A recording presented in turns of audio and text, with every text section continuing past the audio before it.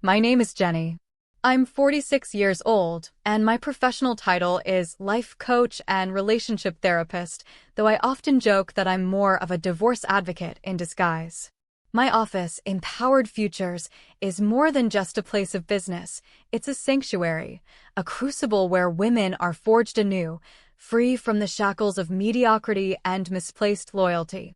I see myself as an awakener, a beacon guiding lost souls through the fog of societal expectations and the insidious manipulations of the opposite sex. My mission, my absolute core motivation, is to arm every woman who walks through my door with the truth. Men don't change, they only learn to be managed, and true power, true freedom, often blooms in the fertile ground of chosen solitude. I've walked that path myself, a phoenix risen from the ashes of a devastating divorce, and I refuse to let other women stumble blindly through the same inferno without my guidance. The world needs more women with open eyes, women who understand that a happy marriage is often a gilded cage and loneliness, when embraced, is a throne. This philosophy, this unwavering conviction, has always driven my professional approach. My office, vibrant and filled with motivational posters I personally designed, was meant to be a hive of female empowerment. I'd curated a team of intelligent, driven women, each with her own unique strengths, and a few men who, frankly, were necessary for certain technical roles, but were largely kept on the periphery of our core Sisterhood initiatives.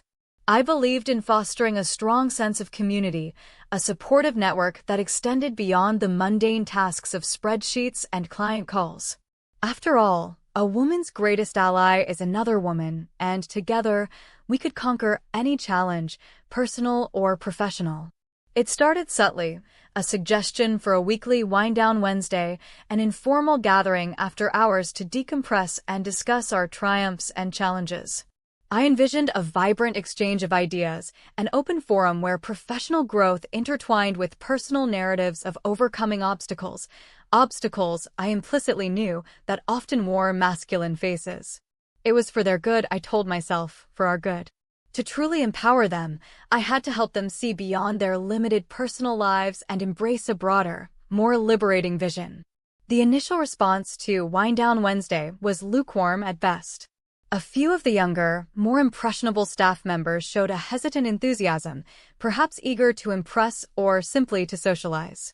But the majority, particularly those with families or established routines, offered polite excuses: parent-teacher conferences, dinner with the in-laws, a commitment I can't break. I saw through their flimsy justifications.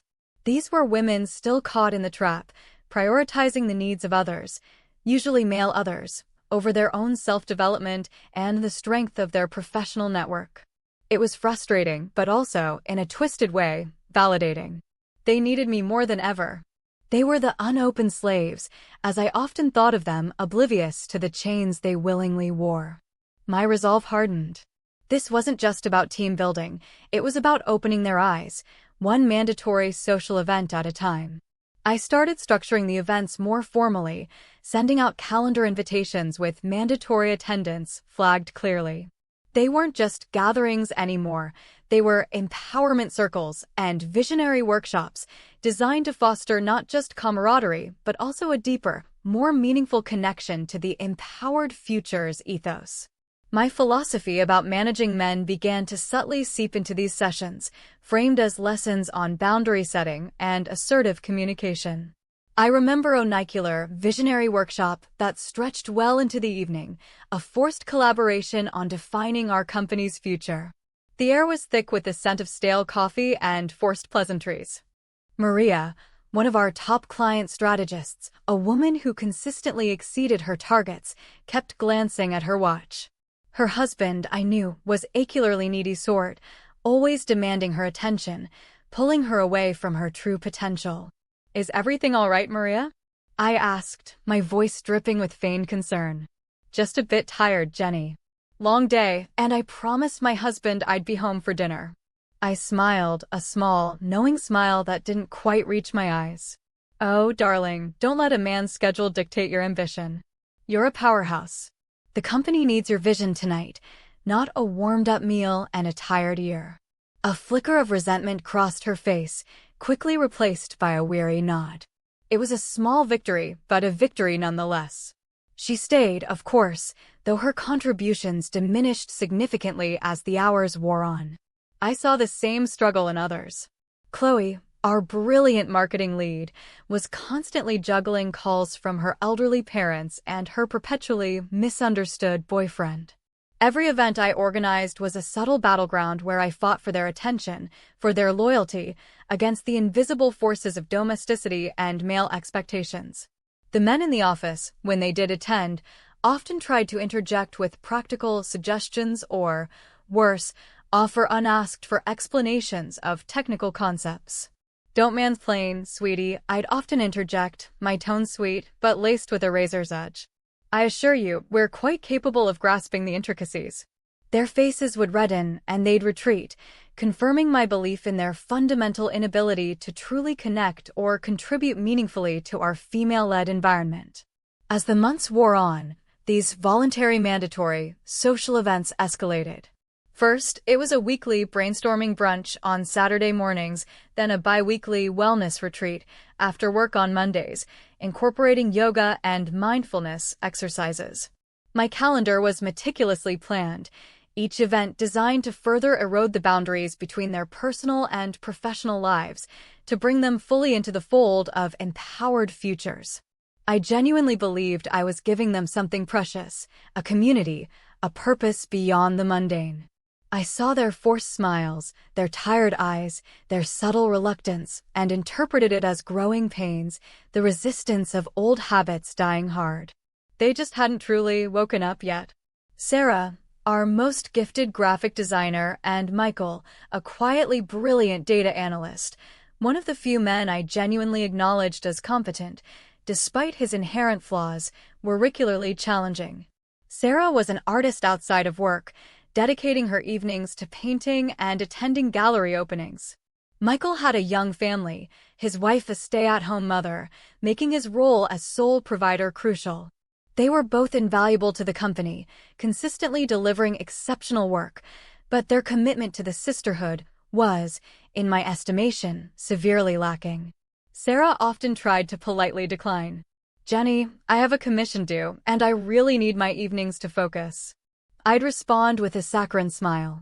"Oh, Sarah, darling, don't you see this as of your creative process? Connecting with your peers, sharing ideas, it all fuels your artistic soul. Plus, think of the networking opportunities. True artists understand the value of community." I'd make it impossible for her to say no without appearing ungrateful or uncommitted. Michael was even more direct in his quiet way. "My wife relies on me to be home for bedtime, Jenny. It's important to me." I'd simply raise an eyebrow. "Is it more important than the future of this company, Michael? Is it more important than your own professional growth? Perhaps you need to manage your home life better." After all, a truly supportive inner understands the demands of ambition. He'd clench his jaw, but his innate sense of duty always won out, forcing him to attend, albeit with a dark cloud of resentment clinging to him. The atmosphere in the office began to shift. The once vibrant hum of productivity was replaced by a subdued tension. Conversations grew hushed when I approached. The women who once confided in me about their relationship woes now skirted the topic, their eyes betraying a newfound caution. I could feel their resistance, a passive, insidious force, and it only made me more determined. They needed a stronger hand, a clearer path. They didn't realize they were fighting for their own chains. The breaking point arrived with our mandatory team bonding weekend retreat at a rustic cabin 2 hours outside the city. It was an ambitious undertaking, filled with trust exercises, deep dive personal sharing sessions, and outdoor activities designed to challenge comfort zones. I had planned it meticulously, seeing it as the ultimate crucible for forging our unbreakable bond. From the moment we arrived, an air of forced cheerfulness hung heavy in the cabin. The initial icebreakers felt like interrogations, and the trust falls were performed with an almost palpable reluctance. On Saturday evening, during a vulnerability circle, where I encouraged everyone to share their deepest fears and aspirations, Sarah, usually so composed, finally snapped. Her eyes, usually sparkling with artistic fervor, were dull with exhaustion. "Jenny," she said, her voice shaking slightly, "I appreciate the intention. I truly do. But I haven't slept properly in weeks. My creativity is suffering. My life outside this office, which is just as important to me, is being completely consumed." I started to interject, to explain how this was for her creativity, but she pressed on. "I respect this company, and I respect you, but there's no respect for my private life here. This isn't team building, it's intrusive." The room fell silent. Michael, who had been sitting hunched over, his gaze fixed on the floor, slowly raised his head. His expression was a mixture of pain and quiet resolve. "Sarah is right," he said, his voice low but firm. "My family time, my weekends, they are sacred. This constant encroachment, this expectation of sacrificing our personal lives for whatever this is, it's not sustainable. It's not fair." My carefully constructed vision of sisterhood, of shared purpose, began to crack. My face remained impassive, but inside, a furious storm was brewing. How dare they? After all I had done, all the wisdom I had aimed, all the opportunities one had created for them to truly see? This was ungratefulness, pure and simple. This was the lingering influence of their domestic prisons, pulling them back into mediocrity. "I understand your feelings," I said, my voice dangerously calm, "but perhaps you misunderstand the level of commitment required to be truly successful at Empowered Futures. We are not just a company, we are a family. And families make sacrifices for each other." The next Monday morning, a profound silence permeated the office. Sarah and Michael weren't at their desks. Shortly after I arrived, HR informed me that both had submitted their resignations via email over the weekend, citing irreconcilable differences regarding work-life balance and company culture. My world tilted. Two of my best, two of the most productive, most brilliant minds in the company gone. Just like that. A wave of shock, quickly followed by a cold, righteous anger, washed over me. It wasn't my fault. It couldn't be. They were weak. They lacked conviction. They succumbed to external pressures, undoubtedly their domestic nurse, who were clearly threatened by their potential for true independence. They were not cut out for true empowerment, for the kind of freedom I offered. They preferred their chains. It was a shame, really. I had seen so much potential in Sarah, such a vibrant spirit I could have helped truly soar, if only she hadn't let her commission and the mundane pull of her personal space hold her back. And Michael, well, men are inherently limited, aren't they? Incapable of balancing true ambition with their simple, biological programming. It was a clear confirmation of my philosophy. The resignation sent a ripple of unease through the office, a palpable shift in the atmosphere.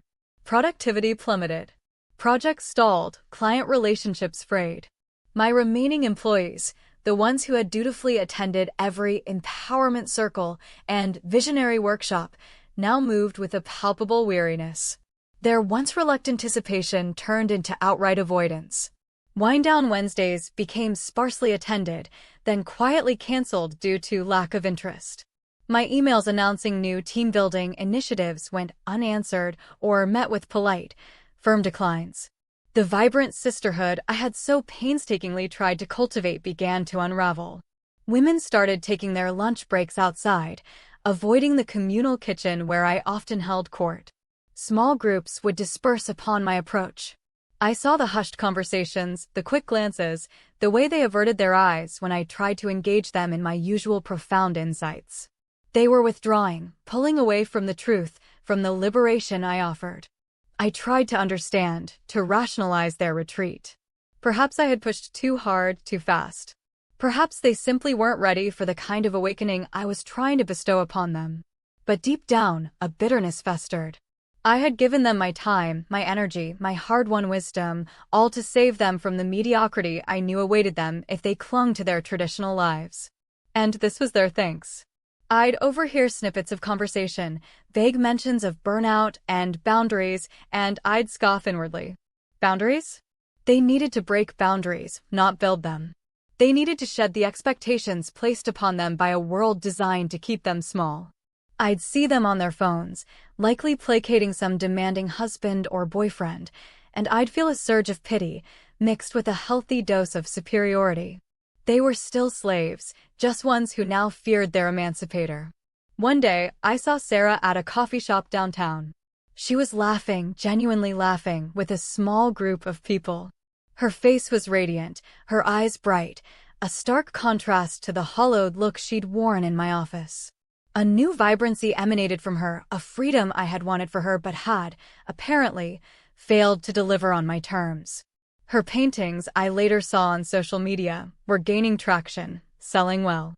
She looked happy.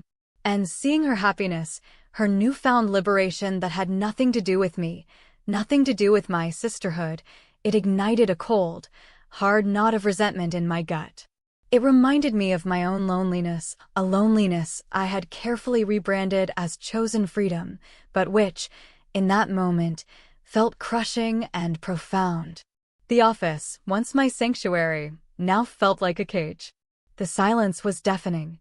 I had wanted to save them, to open their eyes to the pitfalls of attachment, to the strength found in self-reliance, in solitude. I had wanted them to be free, like me. But in my relentless pursuit of their awakening, I had only succeeded in driving them away, leaving myself truly alone, a queen on a deserted throne, drowning slowly in the very poison I had intended to administer to others. My vision had become a trap, and I was the only one left inside.